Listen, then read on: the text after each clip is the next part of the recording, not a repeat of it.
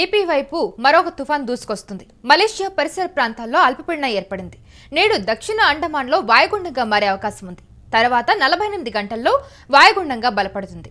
అయితే దక్షిణ బంగాళాఖాతంలో తుఫాన్గా మారే అవకాశం ఉన్నట్టుగా తెలుస్తుంది. నేడు శ్రీలంక, నైరుతి బంగాళాఖాతంలో మరో అల్పపీడనం ఏర్పడబోతుంది. దక్షిణ కోస్తాలో 4 రోజుల పాటు మోస్తరు వర్షాలు కురిసే అవకాశం ఉందని ఐఎండీ పేర్కొంది. ఈ నెల 28 తర్వాత ఉత్తర కోస్తాకు వర్ష సూచన కూడా ఉంది. సో ఈ అంశానికి సంబంధించి పూర్తి వివరాలు అందించడానికి మా ప్రతినిధి వెంకట్ లైన్లో ఉన్నారు. ఎస్ వెంకట్, ఇప్పుడు ఈ అల్పపీడనం కారణంగా ఈ తెలుగు రాష్ట్రాల్లో ఎలాంటి ప్రభావం కనిపించే అవకాశం కనిపిస్తుంది? అంటే తుఫాన్గా మారే అవకాశం ఉందని ఐఎండీ పేర్కొంది. ఐఎండీ నుండి ఎలాంటి అంచనాలు ఉన్నాయి?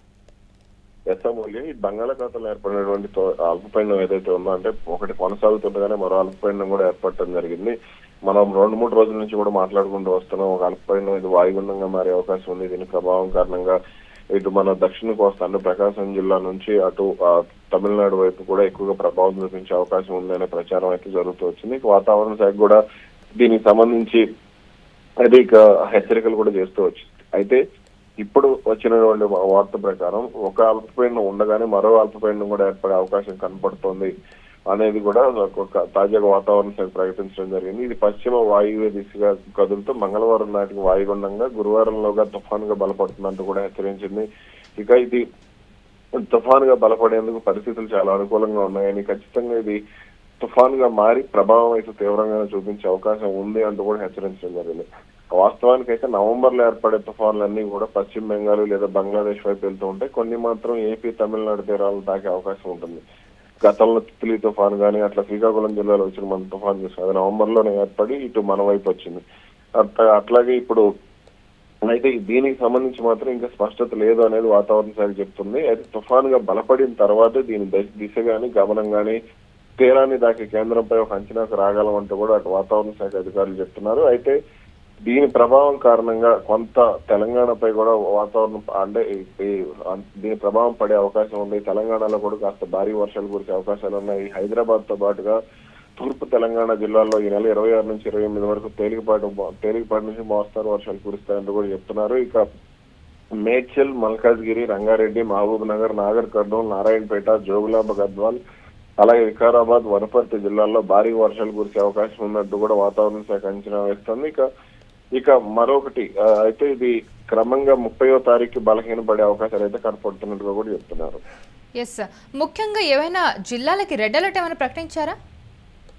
ప్రస్తుతానికి అయితే ఎటువంటి రెడ్ అలర్ట్ ప్రకటించలేదు. కానీ బుధవారాల్లో మాత్రం కేరళ, తమిళనాడు రాష్ట్రాల్లో కూడా భారీ వర్షాలు కురిసే అవకాశం ఉందంటూ కూడా హెచ్చరించడం జరిగింది. భారీ వర్షాలు అనే పదం తప్ప ఈ రెడ్ అలర్ట్ కానీ, ఎల్లో అలర్ట్ కానీ ఏ విధమైనటువంటి అలర్ట్లు అయితే జారీ చేయలేదు. 29వ తారీఖున రాయలసీమ, దక్షిణ కోస్తా జిల్లాలో భారీ వర్షాలు పడే అవకాశం ఉంది. 30వ తారీఖున బాపట్ల, ప్రకాశం, పొట్టి శ్రీరాములు, నెల్లూరు, అలాగే వైఎస్ఆర్ కడప, అన్నమయ్య, తిరుపతి, చిత్తూరు జిల్లాల్లో భారీ నుంచి అతి భారీ వర్షాలు ఇదే హెచ్చరిక చేశారు. కానీ దీనికి సంబంధించి ఎల్లో అలర్ట్ కానీ అదైతే ప్రస్తుతానికి అయితే జారీ చేయలేదు. సముద్రం మాత్రం అలజడిగా ఉంటుంది కాబట్టి రాబోయే గురు, శుక్రవారాల్లో మత్స్యకారులు మాత్రం వేటకు వెళ్ళరాదంటూ కూడా సూచించడం జరిగింది.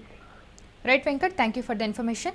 ఎస్, బంగాళాఖాతంలో ఒక అల్పపీడనం కొనసాగుతుండగానే మరొకటి ఏర్పడే సూచన అయితే కనిపిస్తుంది. ఈ రెండు అల్పపీడనాలు మనుగడ కోసం పోటీ పడుతూ ఉన్నాయి. రాబోయే రోజుల్లో రెండు కలిసిపోయే అవకాశం అయితే ఉంది. మలక్కా జలసంధి సమీపంలో ప్రస్తుతం తీవ్ర అల్పపీడనం కొనసాగుతుంది. ఇది పశ్చిమ వాయువ్య దిశగా కదులుతూ మంగళవారం నాటికి వాయుగుండంగా అలాగే గురువారంలోగా తుఫాన్గా బలపడుతుందని భారత వాతావరణ విభాగం అంచనా వేసింది. అయితే ఇది తుఫాన్గా బలపడేందుకు పరిస్థితులు అనుకూలంగా ఉన్నాయని నిపుణులు చెబుతూ ఉన్నారు. నవంబర్లో ఏర్పడే తుఫాన్లు చాలా వరకు పశ్చిమ బెంగాల్, బంగ్లాదేశ్ వైపు వెళుతూ ఉంటాయి. కొన్ని మాత్రం ఏపీ, తమిళనాడు తీరాలను తాకాయి. సాధారణంగా చూస్తే అల్పపీడనం ఏర్పడ్డాక దాని గమనంపై దాదాపు స్పష్టత వస్తుందని చెప్తూ ఉన్నారు. ఇప్పటి వరకు దీనిపై సరైన స్పష్టత లేదని వాతావరణ శాఖ చెబుతూ ఉంది. తుఫానుగా బలపడిన తర్వాతే దీని దిశ, గమనం, తీరాన్ని తాకే కేంద్రంపై అంచనాకు రాగలమని నిపుణులు కూడా తెలిపారు. ఇక కొమెరిన్ ప్రాంతంలో ఉపరితల ఆవర్తనం కొనసాగుతుంది. దీని ప్రభావంతో మంగళవారం నైరుతి బంగాళాఖాతంలో కొమెరిన్, శ్రీలంక పరిసరాల్లో అల్పపీడనం ఏర్పడే అవకాశం ఉందని ఐఎండీ తెలిపింది. తర్వాత ఇది మరింత బలపడుతుందని అంచనా వేస్తుంది. వీటి ప్రభావంతో మంగళ, బుధవారాల్లో కేరళ, తమిళనాడు రాష్ట్రాల్లో భారీ వర్షాలు కురవచ్చని ఐఎండీ తెలిపింది. 29న రాయలసీమ, దక్షిణ కోస్తా జిల్లాలో భారీ వర్షాలు, 30న బాపట్ల, ప్రకాశం, పొట్టి శ్రీరాములు, నెల్లూరు, వైఎస్ఆర్ కడప, అలాగే అన్నమయ్య, తిరుపతి, చిత్తూరు జిల్లాలో భారీ నుంచి అతి భారీ వర్షాలు కురుస్తాయని అంచనా అయితే వేస్తుంది. సముద్రం అలజడిగా మారనున్న నేపథ్యంలో గురు, శుక్రవారాల్లో మత్స్యకారులు వేటకు వెళ్లరాదని సూచించింది. ఇప్పటికే వెళ్లిన మత్స్యకారులు గురువారంలోగా ఒడ్డుకు చేరుకోవాలని విజ్ఞప్తి కూడా చేసింది.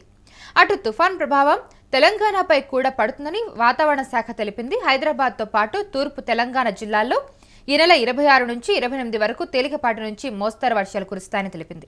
అయితే మేడ్చల్, మల్కాజ్గిరి, రంగారెడ్డి, మహబూబ్ నగర్, అలాగే నాగర్ కర్నూల్, నారాయణపేట్, జోగులాంబ గద్వాల్, వికారాబాద్, వనపర్తి జిల్లాలో భారీ వర్షాలు కురిసే అవకాశం ఉందని అంచనా వేస్తుంది.